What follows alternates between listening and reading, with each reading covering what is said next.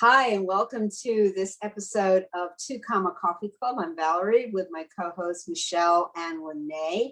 And our guest today, as part of our pre-Neville Goddard Summit series, is Jerica Glasper. And we're very excited to have her on with us today. Jerica is the founder of Manifest Your Yes coaching and manifest your yes coaching and manifest creative art workshops. That's certainly very exciting also. And she herself is a passionate manifestation mentor, spiritual development mentor for awakening Christians, and holistic business coach. And her overall purpose in her coaching business is working with spiritual ambitious women, entrepreneurs, leaders, personal development seekers, and awakening Christians to master their critical inner voice, overcome self-doubt. It's a lot here. This is a lot to unpack. Very important stuff here. This part of really where we as people who practice Neville's teaching are dealing with really a lot of these same things to eliminate disempowering beliefs and to manifest their goals and desires. And this is really key. So welcome to you, Jerica. We're very happy to have you on with us today. Thank you for having me, ladies. I'm so excited for today's call and our topic today. Yeah, and the question we usually begin with a lot, pretty much everybody who comes on as our guest is, how did you get introduced to law of attraction, which is pretty much the doorway for everybody, because as you get into Neville, you see he's not really law of attraction, he's law of assumption, and really what the overall is called, non-dualism, that you are the operant power. I be still and know I am God. So for you, where did you walk into to knowing Neville, or who was your first, where did you start? Awesome. Thank you, Valerie. That's a great question. And my introduction into this metaphysical world, this niche, really came from where a lot of people get started, and that's with The Secret. I remember that The Secret came out, I probably was in my early college career whenever The Secret came out. I was at my mom's house. I saw this, back then we used to have CDs. So I saw the CD in the case and I put it in and I was like, oh, this is really good. And I think what I remember was that it was talking about a lot of stuff that I'd never really heard about before. It had a familiar spirit to it since I grew up Christian. My mom's a minister. She grew up in the Deep South, and I have, she has about 16 or 17 brothers and sisters. So about half of them are like Baptist pastors and preachers and things of that nature. So it had a familiar spirit to it, but I'd never heard it that way. And so it piqued my interest, and I kind of forgot about it as I went through life, and, more things happened, and, had to, the dark night of the soul, right? Like, so I went through things, and then I remembered that I watched The Secret. And around the time that I started reintroducing The Secret into my life several years later is when I started getting on YouTube. And then when you watch The Secret, then what pops up after that a lot of times is Esther Hicks and Abraham Hicks. And I got into that, and it was new stuff. And I'm like, what is this vortex thing? What is it? And I tried to get into the all vortex. of that. Vortex, right? Yeah. So I tried to get into all of that. And again, I felt like it was just hitting my forehead. It wasn't actually going into my head. So I was like, I get it, but, it still wasn't connecting all of the dots for me. I watched Wayne Dyer on PBS, or remember he was on TV. And again, it was another familiar spirit. He felt like he was speaking some truth, but again, it was just over my head. I continued to watch it, and I was like, this sounds so good, but I don't know what he's saying. But I'm gonna watch it. Yeah, and you also, this is the thing I think too, we feel this connection, but we can't know why. And then the analyzing brain tries to find a logical connection to it. So Yes. And this happens to pretty much everybody, because somebody was talking about that, said that very perfectly, that I should really just kind of make a little sign about it, but and keep it on my desk, but it's you know, how the rational mind is trying to make sense out of mysticism, out of something that's mystical. So the mystical is what we're receiving, the connection that's coming really from us. It's kind of reaching between these two. It says, oh, I recognize this. I'm recognizing myself. It's mirroring, but we're used to labeling and boxing things and categorizing things. So when we see that in somebody like, say, Wayne Dyer, or you see someone else speaking it, it does resonate, but we don't realize it's not here, it's here, and it's down even deeper. 2020, our mentor talks about, you know, the belly. He'll say, you know, the mind wants to think, the mind wants answers, and then he'll say the heart wants to feel, it's the emotions, and then he'll say that the direction and the feeling of something being right is in the gut. It's the belly. Yeah, it's the core, isn't it? Yeah. Yes. Yeah, exactly. So that's how it started for me. Yeah, and that's where you were at. So please continue. I just wanted to toss that piece into the mix, but we want to hear more about what happened. Yeah, so I discovered Wayne Dyer, watched The Secret. I'd went through a period in my life, my early 20s, where I was in a very toxic relationship. And after I got out of this relationship after a couple of years is when I rediscovered Abraham Hicks. And then I discovered Candace Thoth, who became my mentor. I think maybe about a year or so later after this, I've been in Candace's space for about 4 or 5 years. Wow. Now she's in Hawaii, and she's in Hawaii, right? Yes, yeah. She's in Hawaii. And so I found Candace at a time where she was launching her coaching business as a manifestation coach, worked with her. And that's how I met and got introduced to Neville. It's beautiful. Yeah. Yeah, Candace is somebody we, you know, all of us, Michelle and Lenae, we've been heard about her a lot, right?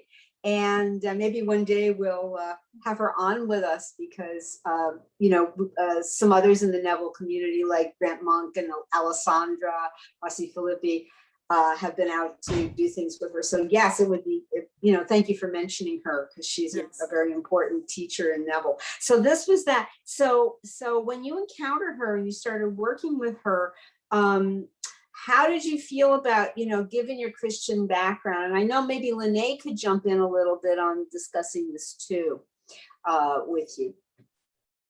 Yeah, so I found Candace, got introduced to Neville, and one of the concepts, there's several concepts that came up that just made me like, it's hard to say when you know, in the world there are, I think I looked up the statistics, there are 30% of the world, so we're talking about 8 billion people in the world, so a third of those people are Christian.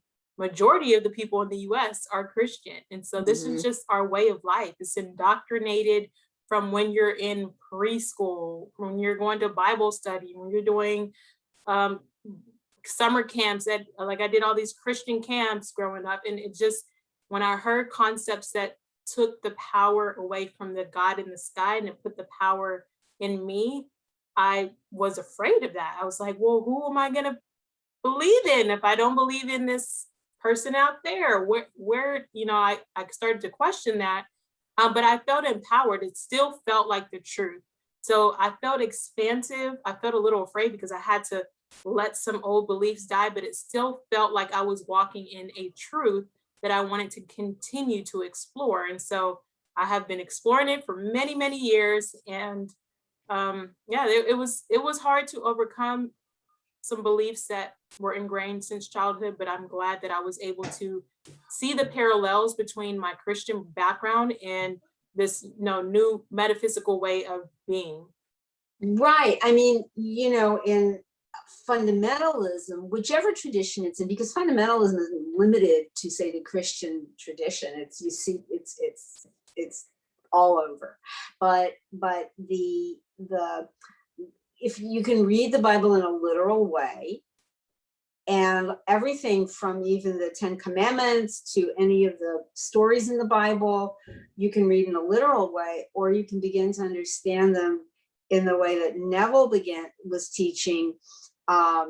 So a lot of it actually is very close to what people who study more strictly Eastern philosophy, like the non-dualism. It's called non-dualism, meaning there's no secondary cause that you see that you begin to learn in, say, the Hindu traditions, or in the Buddhist. You begin to see a little bit differently there. So to hear somebody from the West talking in that same terms is kind of awakening, and you go, whoa, what's going on with that, so like Michelle and Lenae, you probably encountered some of that too early on, if you want Sorry, to jump Lenae's sorted herself out now. in. You've got no sound, Lenae. Well, she'll have to now. Yes, you're back. Yay. So I'm saying we're talking about, fundamental, where that feels like, where the teachings are so different, right? And here's someone taking the Bible itself and saying, wait, these are not characters in a story or historical figures. This is a meaning, these have a symbolic meaning of a state of being, a state of consciousness leading to great enlightenment or great understanding or wisdom. So that can be quite a shock, I guess. That was probably the hardest freaking thing to like get over, because growing up Catholic, there's the guilt, the shame of even thinking about going to another church that's not your denomination. That was just, you do not do that. And then in my early 20s, I got baptized Baptist because I left the Catholic church and I said, nope, I'm going to be Baptist now because I enjoy this church so much better. And I enjoyed the pastor and the teachings from that church. And then I kind of went through the same thing again of that guilt of, oh, now I'm leaving Baptist behind. And what are they going to think of me? Like, the Catholics, I don't fucking care what they think. The Baptists, because I gave so much of myself, I voluntarily gave it versus growing up Catholic. But really, you were just trying to find your way, weren't you? Yeah. And I had so many questions. I was the one in church, like asking, I'm like, this don't make sense. Why is it? One time they're like in Romans, I think it's Romans, where it talks about women's place, the women's place in the church. And I'm over here like, excuse me? Yeah. And then I'm like, I need somebody to answer this in a way that is not going to piss me off. Yeah. And I can never get a good answer. It's just you or, let the men run the thing or whatever. And I was in an abusive relationship at that time who he also took all of that so serious and used it against me. Yeah. Yeah. So then I'm like, fuck, I'm trapped. Yeah. Keep going, I'm like, no, there's more to this. This is not the end. This is not the explanation for my life. There's no freaking way. Is that how you found it, Jerica?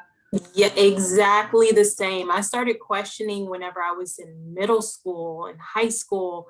And I was like, I would sit there and I would listen and I'm like, I'm literally going to hell because I'm questioning what this man is telling me, that I'm not worthy and we don't accept this type of person, and that God thinks this is a sin and this person is doing this and this is their lifestyle, they're going to hell. And I'm just like, there's no way that a God that loves us unconditionally created someone just to condemn them. This just doesn't make sense. And I remember having a conversation with some what are they called? They were knocking, it wasn't Mormons, there were Jehovah's Witnesses knocked on my door one day. This is around the time when I was like, probably in my early 20s, I was making my own way and kind of deciding like, okay, I don't know what else is out there, but this ain't it. This type of belief system is not it for me. I'll take, I don't throw the baby out with the bathwater, but this belief that only a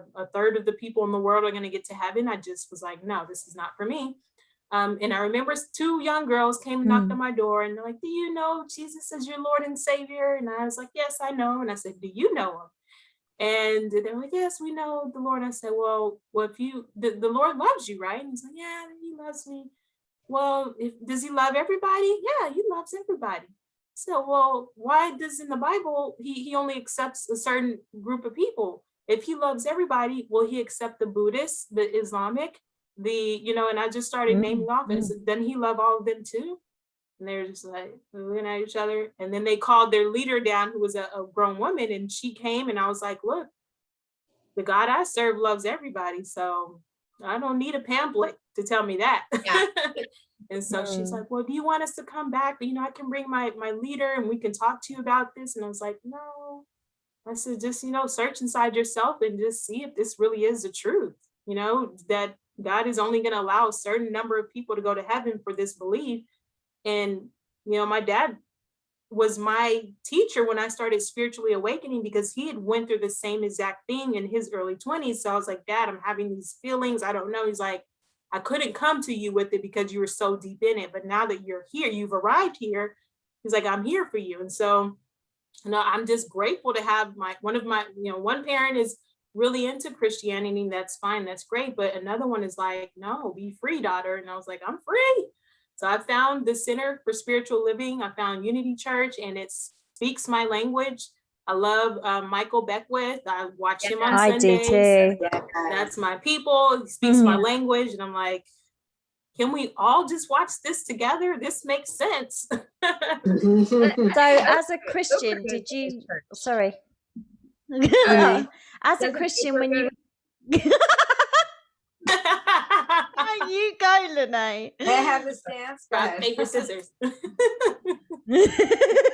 I was just going to say, as a child then, did you religiously attend church? How did Christianity take up your life when you were a child? I'm just trying to encompass how you, as a society, we're actually it's like it ingrained, brainwashed in fact, that you have to believe in something outside of yourself. So how did Christianity get into your skin as a child? Did you go to church? Was it at school? Yes, definitely within my family, again, because I have so many uncles that are Baptist pastors. So going to my grandmother's house in the summer when I was a little girl in elementary school, I'd have to go to this, the Sunday schools, and we do the Sunday service, and it's my uncle. So if I roll with my uncle, I'm there for 5, who knows how long. I'm opening the church, I'm closing the church with him before I go home. I'm just there, and went every Sunday. And again, for anyone watching this, it's not to say throw the baby out with the bathwater. You want to keep the baby, because Jesus taught us a lot. It's just the interpretation. It's the interpreter, I feel, is the flaw. And so you have to search for the truth inside yourself when you're reading. And that's what I had to start doing. I had to do it alone for a little while, and it felt scary. And I felt, again, like I was going to hell, because that's what I was taught. But now I don't believe in hell. And it's funny, because at my son's school, it's not funny. It was a teachable moment for this perpetuation of heaven and hell, and you've got to do things this one way because this is how society does it. I have a 10-year-old son that's in 4th grade, and he's in this after school program, and he told me, he's like, Mom, the lady told me I'm going to hell.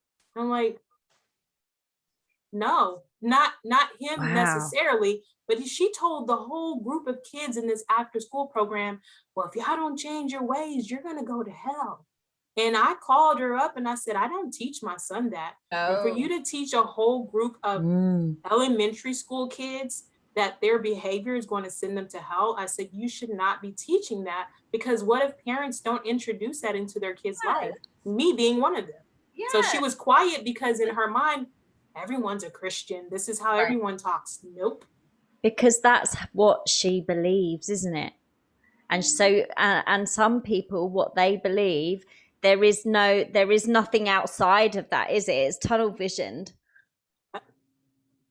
Yeah. Well, you know, the other thing is, I think when we join a spiritual or religious based or faith based, I think is the way you'd say, organization, a lot of times it's because what we're looking for is a sense of community.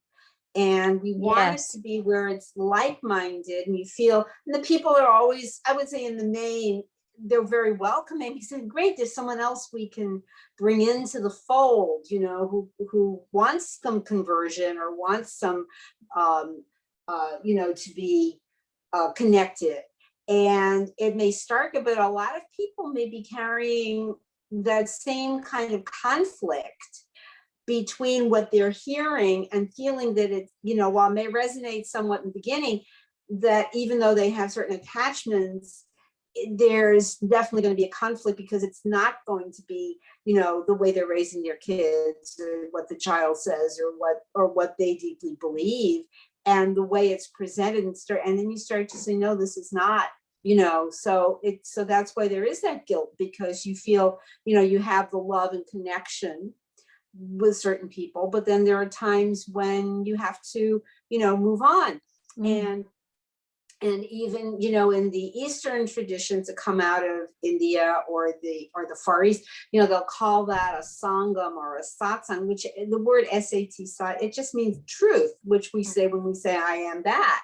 But, you know, but sometimes there can still, even within groups like that, there can be problems just because it has that distinction or that it's with a certain branch of Christianity or a certain biblical thread doesn't necessarily mean it's going to long-term be where you come out. So what we start by looking for on the outside, once we start to realize that's not where it is, you're bringing the party, you know, and that's really what, you know, that's sometimes where the issues arise and that feeling of where you were talking about what had to die, that's what we talk about with Neville, where he says that, you know, the old man has to die, the old, meaning the old beliefs, the old patterns, the old concepts, you know. And I have that written down here. I said, let me share that.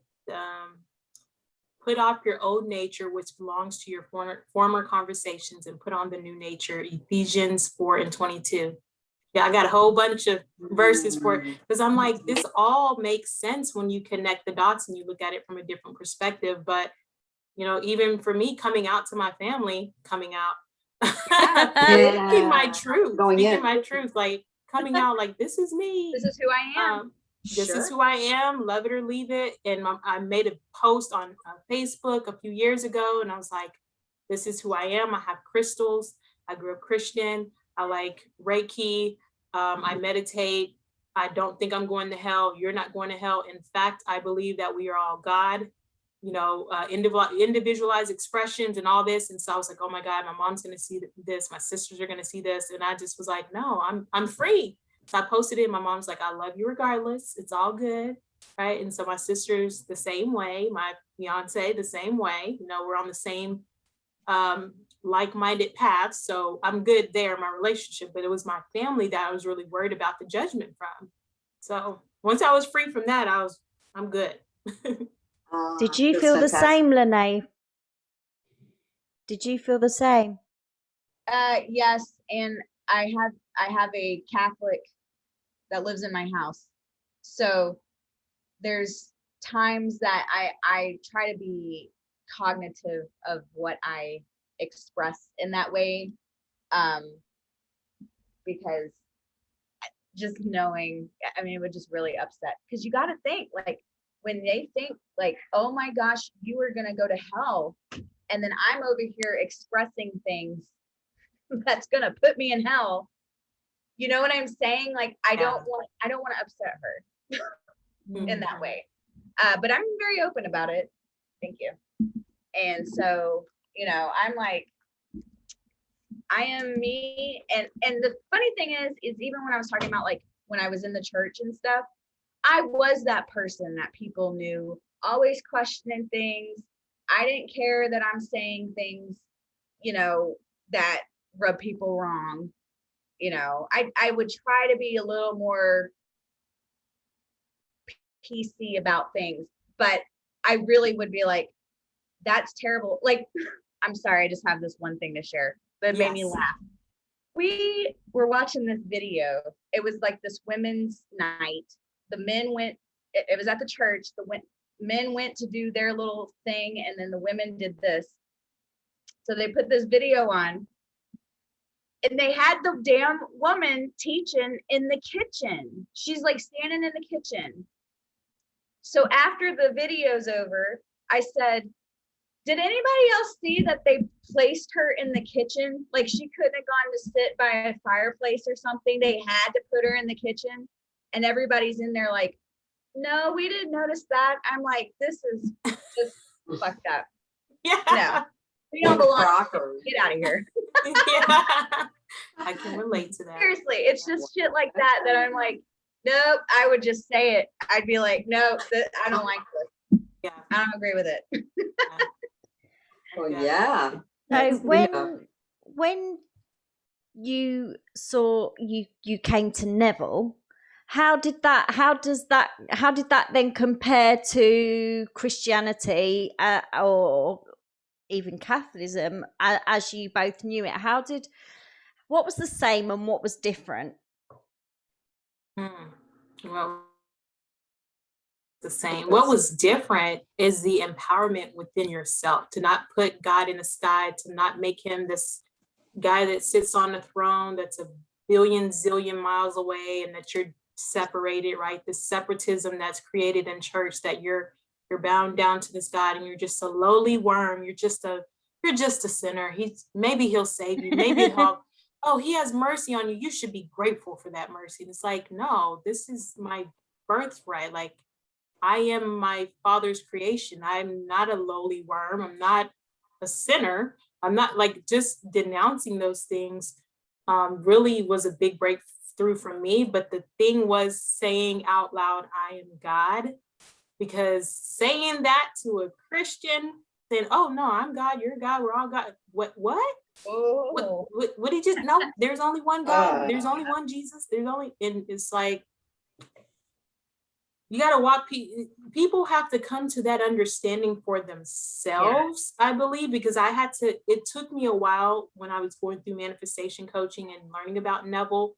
The coach did not even come out with that until like months later. It's like baby stepping to inner conversations and shifting your state and understanding that you have the power. You are the world pushed out, like starting to bring some of that power back first.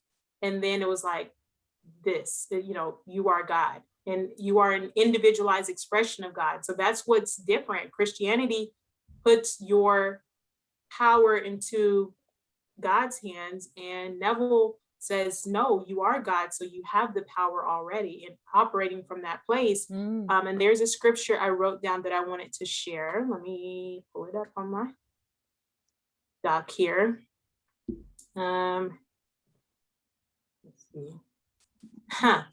He made himself equal with God and found it not robbery to do the works of God. This is Philippians 2:6. So if he made himself equal with God and found it not robbery to do the works, if that's not putting the power back in your hands, I don't know what it is, but the pastors don't preach this. That, you know what I mean? So there are some things that in the Bible that I definitely will be pointing out in the upcoming workshop, the masterclass that I have for the 3-day Neville Summit, that will take some of these concepts and say, like, I'm not teaching you something that's new agey, that's never been said before. It's literally in this Bible that you covet. It's here. But let's look at it. Let's re-examine it, because you've been getting it filtered in from a pastor, but you read it and you search your own heart for the truth.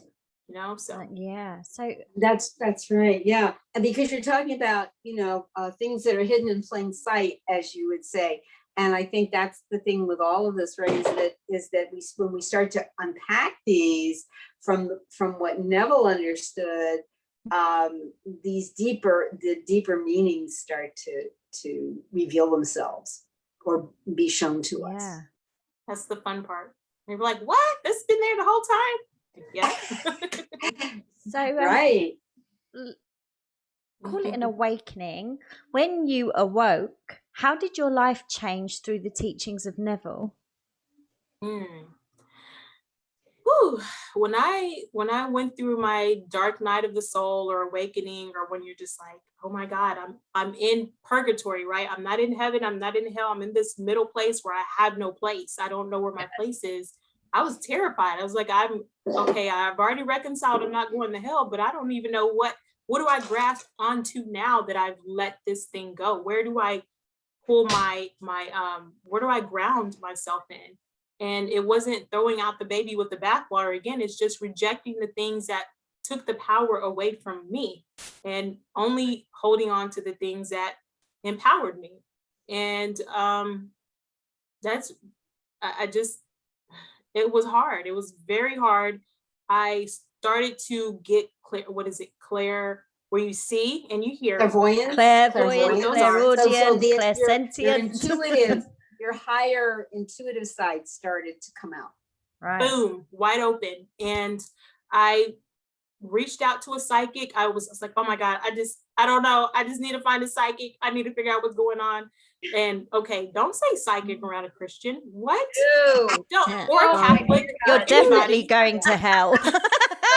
You are going straight there without an elevator. You're just going to drop. You're just so Yeah. that part. But I filtered through and I found someone in my city, and this lady, she said, I don't use cards, I don't use like pendulums and crystals. She's like, I'm just intuitive. So I was looking for people and they were pulling cards, but I found this one. She's like, it just comes. And the first time I got on the phone with her, she's like, I have some pain in my stomach. Did something happen to you? And so I had just had surgery in my stomach area, and she tapped into it immediately. And I was like, this is real. This is real. Because, you're taught that only prophets in the church can prophesy your future and speak into you and know things going on in your life. And I remember talking to this Christian pastor, and I was like, well, what do you feel about psychics? They have the same gift. And he said, you don't know where that spirit's coming from that's speaking to them. That's of the devil. And I'm like, we're all from the same spirit. So okay. So yeah, that part. But talking to this lady and her reassuring me and teaching me how to navigate this gift, because I was just seeing stuff here, getting intuitive downloads, and I was like, turn it off, God. I made that prayer. So it has subsided. I'm still very intuitive, but the actual other stuff with that, I've asked our higher power to just put a lid on it right now, so I'm ready for that. So that was my awakening. My senses are just blown open. So when you say put the lid, so there's some things that you could maybe just put aside for now because you're doing other things, but they're gonna wait for you until you're ready. The higher power. What do you mean by higher power, Jerica? Okay, so I'm still a follower of Christ. I don't prescribe to calling myself a Christian, but I am a follower of the true teachings of Christ. And higher power for me is that there is one infinite creator out there that has created everything else. It's the spark of life. It's where we get our able to do this. And when we pass, we can't do this anymore because the spark of life is gone. So I believe in that higher power, that creator. And there are many spiritual teachers that came here. Don't tell a Christian that. But they're, Gandhi and Buddha and Jesus and, so many of them that have come here. And it's just, I love exploring religions, but I had to free myself by making my declaration that this is who I am and this is what I believe, and love it or leave it. Yeah, because the teaching is that creation is finished, so that in when you understand about your state of consciousness and inhabiting different states, so it might be manifesting coach, happy loving manifesting coach, happy loving fiance, whatever it is. But that at that point, everything is really coming from the state that you have chosen. So as that's happening, the free will concept. Your free will is that you're choosing what what the state is, what the desire is. And then at that point, it's over to the, the creator, the unseen reality, as Neville called it. And that's where things start to evolve, that they come out in the physical world.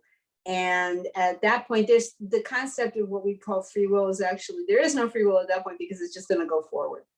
So that's another whole area. Maybe one day we'll do a show on free will, but because that's a biggie that a lot of people get very confused about. Yeah. But but you're really expressing that, Jerica, in your understanding and in the way that you're teaching and coaching people to work with those teachings. So you were also talking about that you have, and this is so interesting, manifest creative art workshops. And that, I love making art. I'm sure you all do too. And I know Lenae does some wonderful artisan work with furnishings and things like that. And talk a little about that. What do you have the participants do in a workshop like that? How does that run? Yes, I'd be happy to share. So Manifest Creative Art was just birthed this month in May 2021. Congratulations. So I'm having my first workshop actually in about a month. And it came from one of my coaches who posed a question. I'm in a business community, and she asked the question, what is the most fun, pleasurable, expansive way that you can create clients right now? And I was like, to have fun painting, just to paint and just to explore that creative side of you. So I added manifest creative art. And so I will be doing my first workshop in about 30 days. And I'm excited because I just really see that taking off, and I really want to offer it to children as well. That'd be so to lovely. be able to tap into their imagination and just really teach people about, while I'm doing these classes, right, I can put my Nevillism into it, right, and talk about imagination and talk about, when people are like, oh, I hate this, I didn't do it right. And it's like, what's right? What's wrong? There is no right. You did it perfectly. This is your perfection. You know what I mean? Like, just to be able to speak into people and empower them in that way is what I'm really looking forward to, because it's really going to be coaching. Like, this is healing art that we're doing, because I love art, and I know that there's no right or wrong way, because it's your creation. But some people don't feel that way, and it could bring up those blocks for people. Yeah. And so I'm just excited to be there, to be the type of coach to empower them to know, like, this is your inner artist, and it's okay. It doesn't have to be like this person or that person. This is your art. This is your baby. Are they going to use, like, is it with pencils, paint, oil paint, or ink? We'll do acrylic paint. I'm going to have just canvas and paint, and I'll have a sample art, just like a paint and sip party, basically, is what it is. Paint and sip parties. And I'm going to do canvas, wood, and I'm really wanting to possibly get into ceramics as well. So we'll see about that. But also I'm going to offer these virtually. So I'll be able to mail out a kit. Excellent. Oh, that's fantastic. So ceramics, like you bake them. Yeah. Moving on to the Neville Goddard Summit, tell everybody who is watching why they should come and join us there. Yes. So you should join if you are the type of person who is all about personal growth. Number one, not everybody is into personal growth, but you are the type of person that is all about personal growth, and you're all about expanding your knowledge. This is going to be the place where your mind is just going to be expanded. And especially for my workshop, if you are a Christian and you find yourself in this in-between place where you're scared to, you don't know what's out there. You're afraid of the unknown because you've let go of some of the beliefs that you've grown up with, and you don't know what to replace them with. You don't know if you're supposed to throw away the whole baby, keep half the baby. Like I say, don't throw out the baby with the bathwater. I'm going to teach you how to keep you know, your foundation that you grew up with, but come at it from a more empowered place. And so these ladies are going to be talking about financial prosperity and how to shift into a state of financial prosperity and abundance, which, you know, it really comes down to having that happiness now in your life. And, you know, a lot of people, we wait, or not we, because I'm trying to shift out of that and experience my heaven on earth now. But, you know, a lot of people are, they wait for the love to feel love. They wait for the big house to feel successful. They wait for the big bank account to feel wealthy, or, you know, what have you. And I know these ladies are going to be talking about the secret key to tapping into those feelings of abundance now so that you can manifest the money. So I'm looking forward to you all's talk. So Thank you. Can't wait for that. No, that's fantastic. And it's going to be, you know, just being able to have that experience of learning from that. It's going to be very powerful. Yes. Very powerful few days, you know. So that's going to be fantastic. So one more thing. So is there anything else, you know, I mean, you're going to be, you know, we're all having these master classes the first weekend in June. Yes. It's going to be the summit, and it's going to be an amazing experience for everybody. And then after that, so if people are, so you offer, your coaching is one-on-one mentorship, you do online, you have something also called Master Manifestors Academy. And tell us a little bit about what you do there. Yes, Master Manifestors Academy is a monthly mentorship for people that want to dive into manifesting and really make it a lifestyle. It's so funny, I've been listening to a lot of Wayne Dyer lately on Audible, and he has this concept of no limit living. And so that's the concept that I'm incorporating into how we show up in the mentorship, is about no limit living and living in harmony, and just really affirming our power and living from that empowered space. So I'm excited. The membership is closed right now. It's opening July 1st, 2021.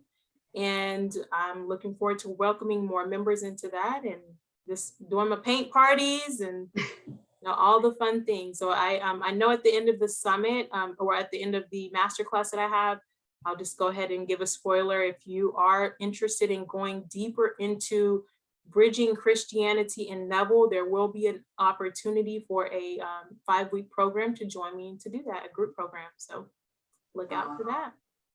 That's fantastic. So if people are looking for you, we'll put your links when we post the YouTube and on the podcast. But just off the top, if people want to reach out to you, where would they find you? Yes. So if you would like to connect with me, either for a discovery call, just to say, hey, any takeaways from this interview, then you can reach out to me on Instagram. My handle is Jerica Gasper. My website is www.jericagasper.com. And my DMs are open, my inbox is open, my calendar is open, and I'd love to connect with you if you feel like it's a synchronistic fit.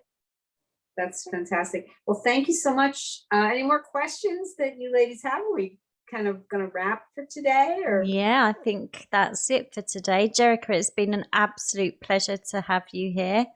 Thank you so much for taking your time to join us today.